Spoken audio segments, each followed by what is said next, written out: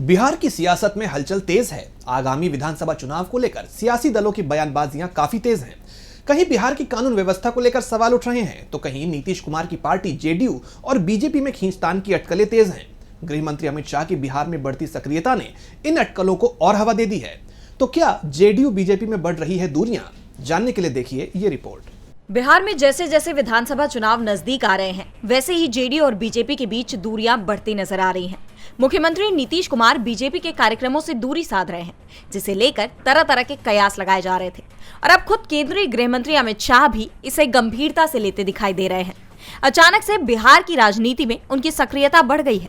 हाल ही में एक बयान देते हुए उन्होंने कहा कि चुनाव नजदीक आने पर वे बिहार में डेरा डालेंगे। इसके अलावा उन्होंने ये भी कहा कि मिथिला में माता सीता का मंदिर बनेगा, जबकि अयोध्या में राम मंदिर बन चुका है।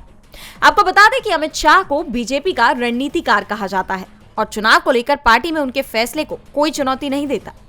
ऐसे में अब अगर शाह बिहार में डेरा डालते हैं, तो ये संकेत देता है कि बीजेपी बिहार में अपनी स्थिति मजबूत करने की कोशिश कर रही है और बिहार में बीजेपी की बड़ी जीत नीतीश कुमार के लिए नुकसानदेह साबित हो सकती है, क्योंकि नीतीश कुमार फिलहाल मुख्यमंत्री पद छोड़ने के लिए तैयार नहीं है। इसे दोनों पार्टियों के बीच तनाव की मुख्य वजह माना जाता है।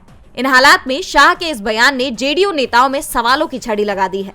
उनका ये बयान जेडीयू के कार्यकारी अध्यक्ष संजय कुमार झा के सामने ही आया था, लेकिन इसके बाद से पार्टी में सन्नाटा पसरा हुआ है। जानकारों का कहना है कि शाह की सक्रियता को लेकर जेडीयू के नेता समझ नहीं पा रहे हैं कि आखिरकार बीजेपी का असली इरादा क्या है।